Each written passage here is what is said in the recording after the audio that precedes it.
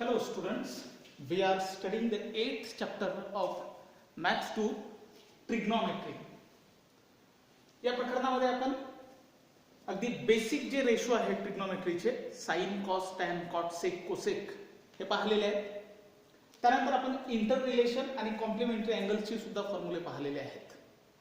आता आपण या प्रकरणाचा एक अत्यंत महत्त्वाचा भाग पाहू ज्याचं नाव आहे trigonometric ratios of 0 degree, 30 degree, 45 degree, 60 degree, 90 degree angles.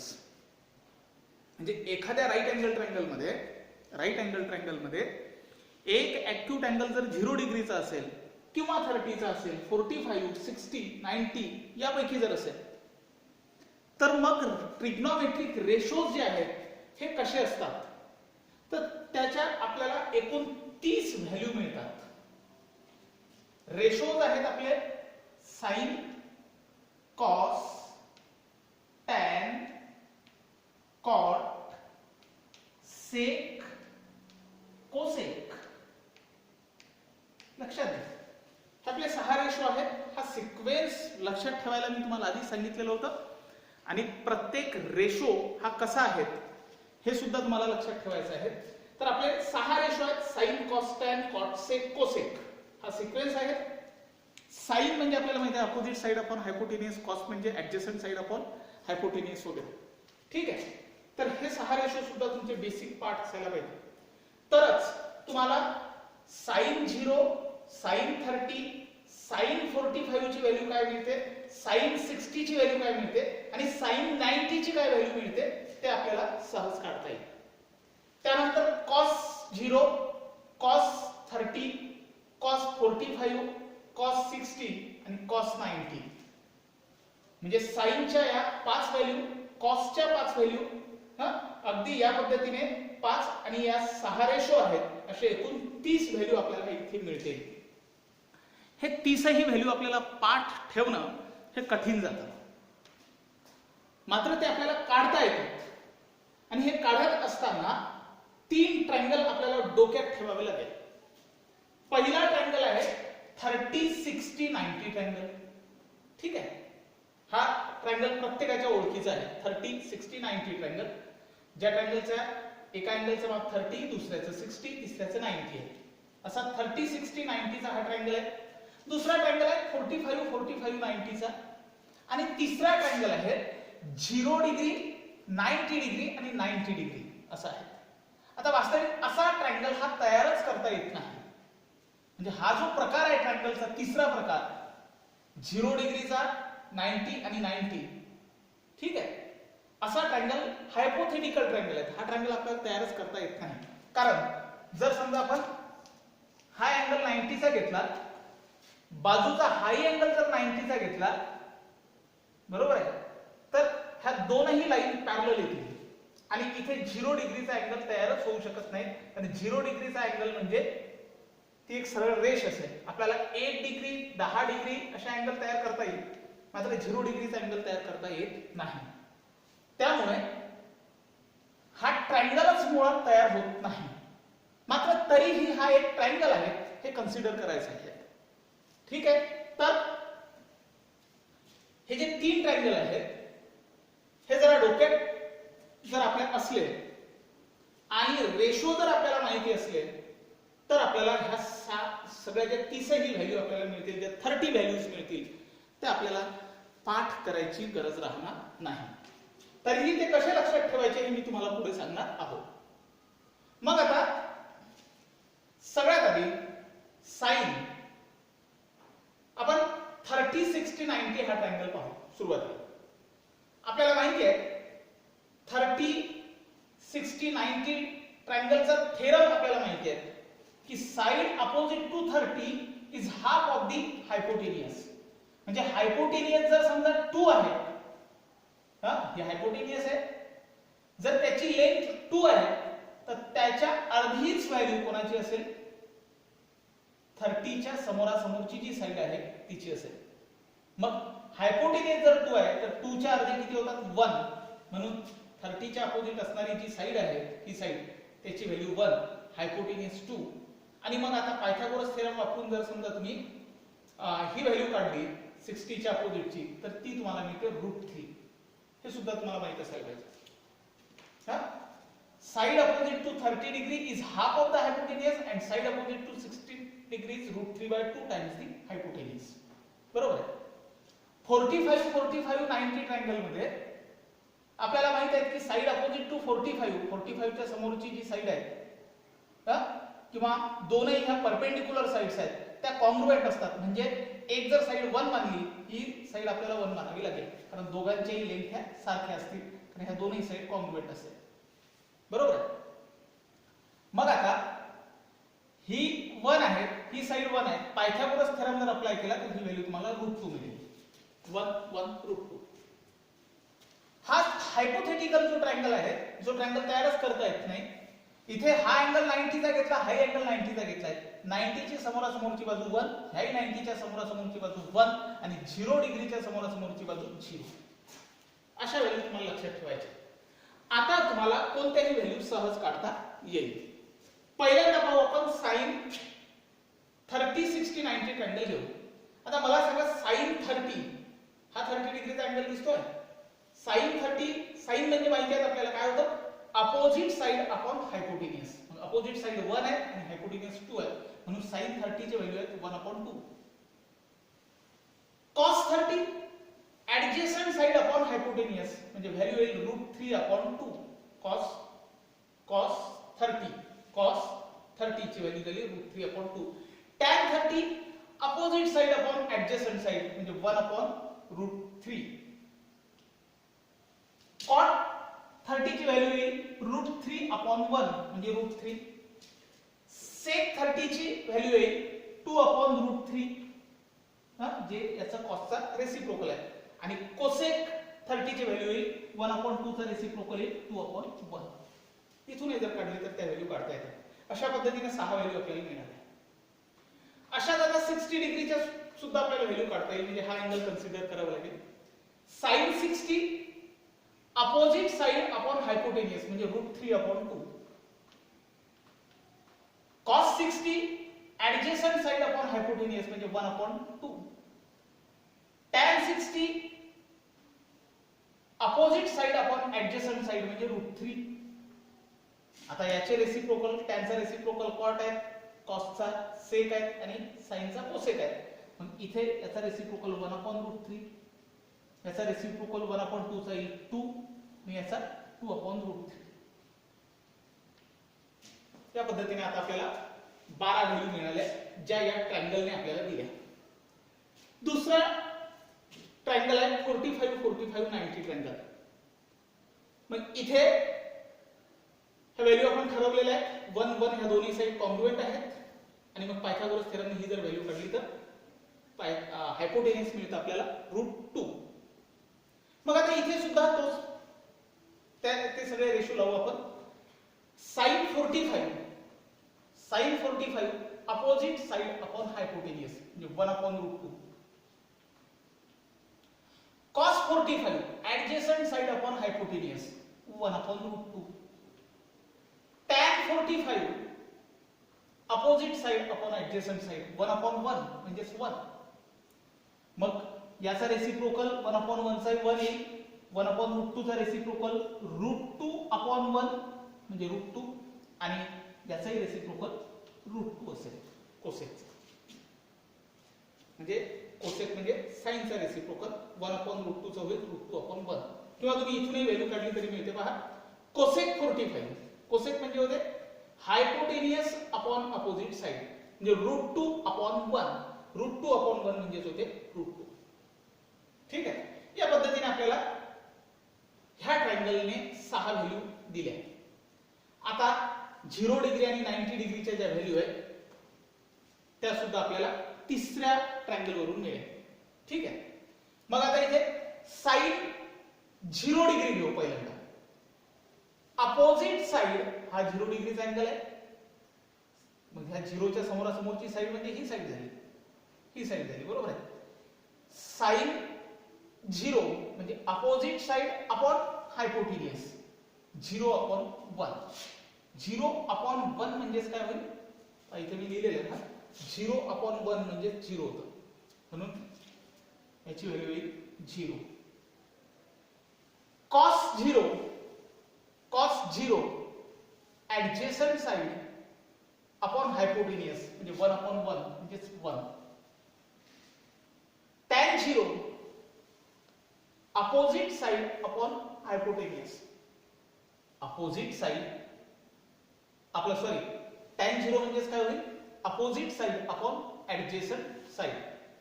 0/1 0/1 म्हणजेच होतं 0. tan झाल्यानंतर cot 0 adjacent side upon opposite side. 1/0 1/0 ची व्हॅल्यू ही आपल्याला काढता येत नाही, त्यामुळे हे चिन्ह वापरायचं, इन्फिनिटी याला वाचायचं. ठीक आहे, 1/0 म्हणजेच इन्फिनिटी, म्हणून cot 0 ची व्हॅल्यू आपल्याला मिळेल इन्फिनिटी. इन्फिनिटी म्हणजे त्याची व्हॅल्यू आपण एक्सप्लेन करू शकत नाही किंवा काढू शकत नाही, सांगू शकत नाही. त्यानंतर sec 0 म्हणजे आपल्याला माहिती आहे हायपोटेनियस अपॉन ऍडजेसंट साइड म्हणजे 1/1 म्हणजेच 1. cosec 0 म्हणजे हायपोटेनियस अपॉन अपोजिट साइड म्हणजे 1/0. 1/0 म्हणजे पुन्हा इन्फिनिटी. अशा पद्धतीने 0 च्या व्हॅल्यू मिळाल्या. 90 च्या व्हॅल्यू काढू. इथे हा 90 चा अँगल आहे. sin 90 opposite side upon hypotenuse. Opposite side upon hypotenuse 1/1 1. cos 90 adjacent side upon hypotenuse 0/1 म्हणजेच 0. 0/1 म्हणजेच 0. tan 90 opposite side upon adjacent side 1/0 म्हणजेच infinity. cot 90 adjacent side upon opposite side. Adjacent side हा 90 चा अँगल आहे. Adjacent side upon opposite side म्हणजे 0/1. 0/1 म्हणजेच होता 0. त्यानंतर sec 90 sec म्हणजे हायपोटेनियस अपॉन ऍडजेसंट साइड 1/0. 1/0 म्हणजेच काय होतं इन्फिनिटी. आणि शेवटचा आहे cosec 90. cosec 90 काय होईल, हा 90 चा अँगल आहे, हायपोटेनियस अपॉन अपोजिट साइड 1/1 म्हणजेच 1. या पद्धतीने आपल्याला ह्या सगळ्या व्हॅल्यू मिळाल्या. ह्या व्हॅल्यू तुम्हाला पाठ असणं अत्यंत आवश्यक आहे. मात्र एवढ्या व्हॅल्यू आपण पाठ करू शकत नाही. मग आता हे लक्षात कसं ठेवायचं, तर पहा 0 1/2 1/√2 √3/2 आणि 1 हा एवढ्या व्हॅल्यू लक्षात ठेवायच्या साइनच्या. 0 पासून 1 पर्यंतच्या व्हॅल्यू आहेत. 0 नंतर हाफ, त्यानंतर 1/√2, त्यानंतर √3/2 आणि नंतर 1. आता ज्या साइनच्या व्हॅल्यू आहेत त्या जर अशा पलटवल्या तर त्या कॉसच्या व्हॅल्यू बनतात. पहा 1 इथे आलं, √3/2 इथे आलं, 1/√2 जिथच्या तिथेच आहे, 1/2 इथे आलं आणि 0 इथे आलं. म्हणजे साइनच्या जर व्हॅल्यू असेल तर त्याच्यात अगदी उलट्या व्हॅल्यू आहेत कॉसच्या. मग आता साइन आणि कॉस, साइन अपॉन कॉस जर केलं तर आपल्याला tan मिळतं.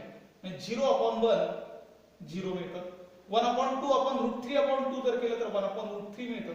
1/√2 जर केलं तर 1 मिळतं. ह्या पद्धतीने आपल्याला टॅनच्या व्हॅल्यू मिळतात.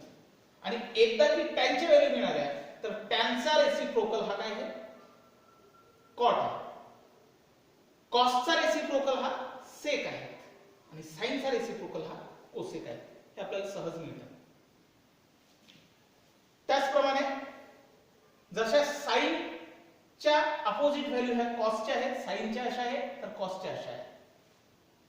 टॅन आणि कॉटच्या सुद्धा तशाच आहेत. पहा 0 0 0 0 1/√3 1/√3 √3 इन्फिनिटी इन्फिनिटी.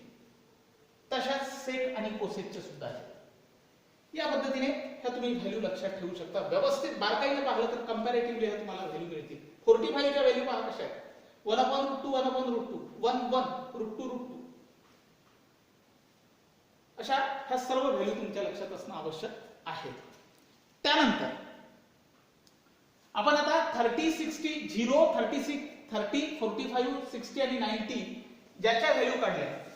आता आपण शेवटचे फॉर्म्युले या प्रकरणावरचे ते म्हणजे ट्रिग्नोमेट्रिक आयडेंटिटीज हे पाहणार आहोत. आणि इथे स्क्वेअर येतो म्हणजे रेशोचे स्क्वेअर येतात. पहिला फॉर्म्युला आहे sine square theta plus cos square theta is equal to 1. म्हणजे साइन जो थिटा आहे साइन थिटा त्याचा जर स्क्वेअर केला तर साइन स्क्वेअर थिटा होतो. Sign theta into sine theta जर केला तर काय होतो साइन स्क्वेअर थिटा. जसं आपल्याला माहिती आहे 1 इंटू 1 याला आपण 1 स्क्वेअर म्हणतो. 5 इंटू 5 बरोबर काय होतं 5 स्क्वेअर होतं. बरोबर आहे. x इंटू x स्क्वेअर होतं. तसंच sine theta into sine theta जर केलं तर sine theta whole bracket square होतं.